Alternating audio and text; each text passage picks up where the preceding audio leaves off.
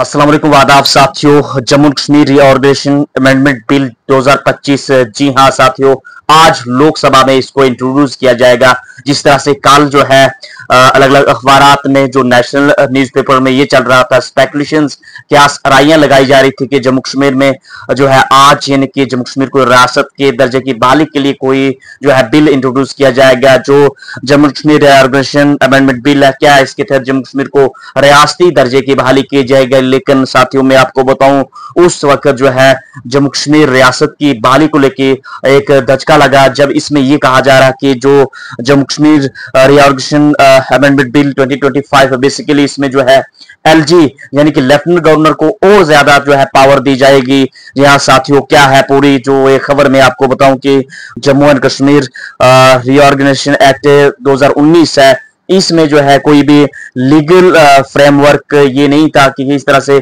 Governor के पास power नहीं थी कि वो चीफ मिनिस्टर को जो है या किसी भी दूसरे मिनिस्टर को हटा सके। अब जो है इस जो जम्मू कश्मीर रीऑर्गेनाइजेशन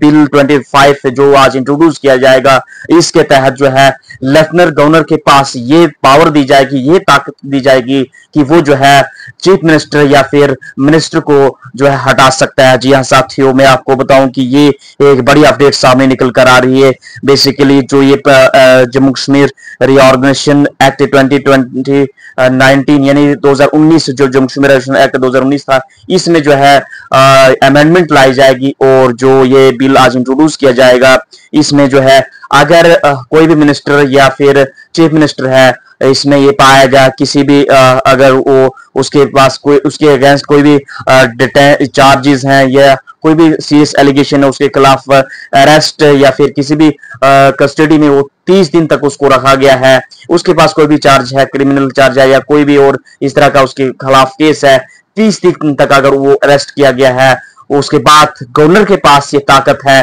कि उसको जो है हटा सकता है। जी हाँ साथियों, लेकिन इसमें बड़ी बात ये भी है कि वो जो है चीफ मिनिस्टर की जो है एडवाइस से जो है मिनिस्टर को हटा सकता है। अगर चीफ मिनिस्टर की एडवाइस उसे नहीं आती है तो आफ्टर 30 डेज के बाद जो है ऑटोमेटिकली जो है वो जो गवर्नर है उसको हटा सकता है, यानी कि वो एज ए मिनिस्टर काम नहीं करेगा। और चीफ मिनिस्टर की भी यही बात है, अगर वो जो है अगर पाया गया, उसको डिटेन किया गया है, उसके अगेंस्ट कोई भी चार्ज है,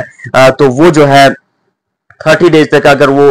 डिटेन किया गया है या फिर किसी भी और एलिगेशन में वो उसको लगाया गया है, तो ये जो है गवर्नर के पास पावर है, ताकत है कि वो उसे जो है हटा सकता है। और 30 दिन के बाद यानी 31 डे में जो है उसे खुद जो है रेजिग्नेशन देना होगा। अगर इस केस में रेजिग्नेशन नहीं देता है तो एक्चुअली उसकी जो एज ए चीफ मिनिस्टर होगा वो जो है सीज हो जाएगी। तो ये एक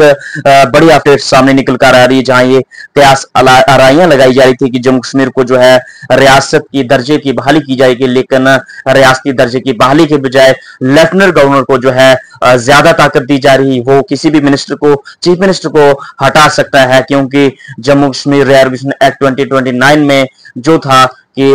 यहाँ पे इस तरह की पावर नहीं थी एलजी के पास जो चीफ मिनिस्टर या मिनिस्टर को हटाया जा सके। तो अब जो है बड़ी अपडेट सामने निकल कर आ रही है कि अब लेफ्टिनेंट गवर्नर जो है चीफ मिनिस्टर या मिनिस्टर को जो है हटा सकता है। और ये जो है अब जम्मू कश्मीर के जहां रियासत के दर्जे की बहाली के लिए एक आज बड़ी उम्मीद लगाई जा रही थी, लेकिन अब जो है एक बड़ा धचका लगा है। इस